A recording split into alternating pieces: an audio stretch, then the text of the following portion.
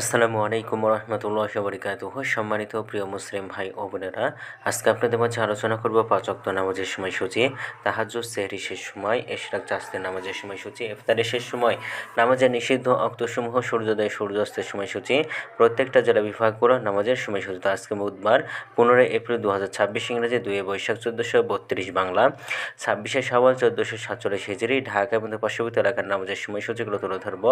তারপর অন্যান্য জেলা বিভাগগুলো নামাজের সময়সূচি তুলে ধরবো। তো যে যেখানে ভিডিও দেখছেন অবশ্যই আপনারা কমেন্টের মাধ্যমে জানাবেন।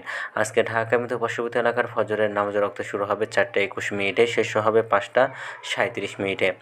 জোহরের নামাজের রক্ত শুরু হবে 12টা 2 মিনিটে, শেষ হবে 4টা 29 মিনিটে। আসরের নামাজের রক্ত শুরু হবে 4টা 30 মিনিটে, শেষ হবে 6টা 2 মিনিটে। মাগরিবের নামাজের রক্ত শুরু হবে 6টা 23 মিনিটে, মাগরিবের নামাজের রক্ত শেষ হবে 7টা 37 মিনিটে। এশার নামাজের রক্ত শুরু হবে 7টা 38 মিনিটে, এশার নামাজের ওয়াক্ত আজকে শেষ হবে ভোর 4টা 14 মিনিটে, অর্থাৎ শুভে সাদিক পর্যন্ত।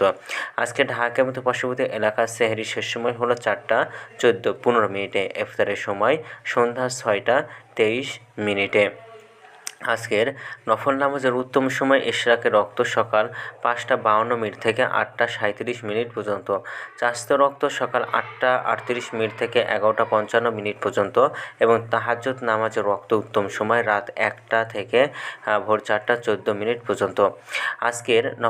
আজকের নামাজের নিষিদ্ধ অক্ত হলো 3টার সময়, সকালে 5টা 38 থেকে 5টা 51 মিনিট পর্যন্ত, দুপুরে 12টা 56 মিনিট থেকে 12টা 1 মিনিট পর্যন্ত এবং সন্ধ্যায় 6টা 3 থেকে 6টা 0 মিনিট পর্যন্ত। এবং আজকের এই ছিল ঢাকার মতো পার্শ্ববর্তী এলাকার নামাজের সময়সূচি। এখন আলোচনা করব বিভাগীয় শহরের জন্য উল্লিখিত সময়ের সঙ্গে যেসব বিভাগের সময় আপনারা যোগ বিয়োগ করবেন, তাহলে এই অর্থাৎ বিয়োগ করবেন চট্টগ্রামে 5 মিনিট এবং সিলেটে 6 মিনিট, কম করবেন যোগ করবেন খুলনাতে 3 মিনিট, রাজশাহীতে 7 মিনিট, রংপুরে 8 মিনিট, বরিশালে 1 মিনিট বেশি করবেন।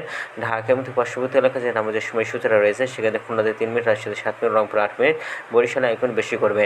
আজকের ভিডিওটা পর্যন্ত ছিল।